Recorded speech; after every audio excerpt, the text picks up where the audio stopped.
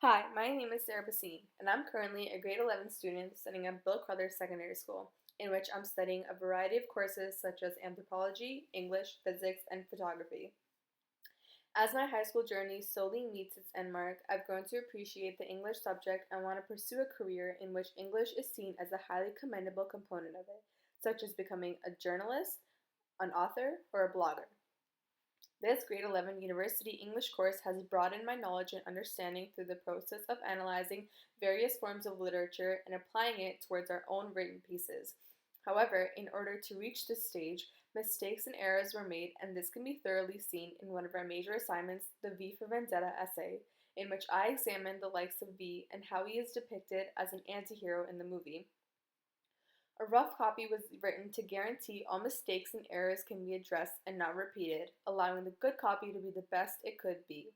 A peer edit and teacher edit were used to provide feedback, whom both caught similar mistakes throughout my essay. The strengths evident in the rough copy that were commended by my editors were thorough explanations of the significance of each point and how it enables V to be seen as an antihero. Another strength was the conclusion paragraph that discussed the entire essay without restating each point and summarized the overall argument and thesis of the essay with a high degree of effectiveness.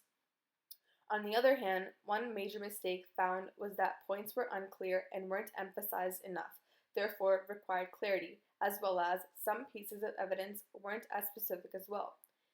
It was understood that to improve my essay, I must make my points more specific in relation to the topic sentence stated in the beginning of each body paragraph, as well as provide the best possible piece of evidence in order to support the points. After analyzing the essay with the formative feedback, it can be said that body paragraph number 1 requires the most attention. This is because, aside from the actual mistakes found in the essay, the first body paragraph should be the strongest regardless, as it allows the reader to grasp a good understanding of how the arguments are going to be discussed right in the beginning of the essay. Specifically, the first PEI in body paragraph number 1 was lacking clarity.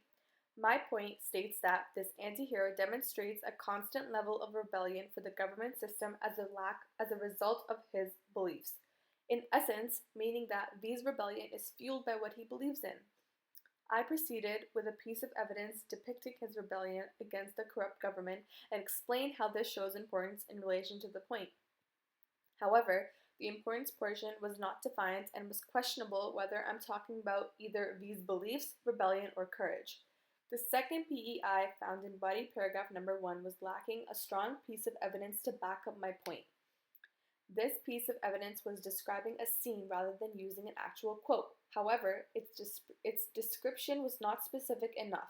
Therefore, it was a weak evidence. In order to improve body paragraph number 1, some strategies that would benefit me is to remain focused on what should be talked about and avoid changing the topic to avoid confusion. Also, be as specific as possible. Clarity is key, and it will allow the reader and writer to develop a thorough understanding as to what is being discussed. After rewriting the essay, it can be understood that my strategies immensely sharpened my essay. In relation to body paragraph number 1, PEI number 1 was altered to specifically talk about how V's rebellion is the result of his beliefs. In this refined version, the importance portion directly links the evidence with the point to explain how V's act of disobedience towards the corrupt police authorities was a rare act of positive reinforcement and enables him to be seen as an antihero to fight for freedom. Also, in PEI 2 of body paragraph number 1, the evidence was made more clear as well. This was done because the original submission, the evidence described that part of V's plan of vengeance included the murdering of those who were involved in the torture of himself and many others. This was seen in PEI number 2 in the original submission. However, this wasn't precise enough. Therefore, in the good copy, Dr. Delia Sturge, the woman whose chemical experiment was a result of this mass homicide, she was referred to. This provided legitimacy and explains who and why, in specific, V wants to murder. After the completion of my good copy essay, I can reflect upon my journey by describing how I went upon to improve my work.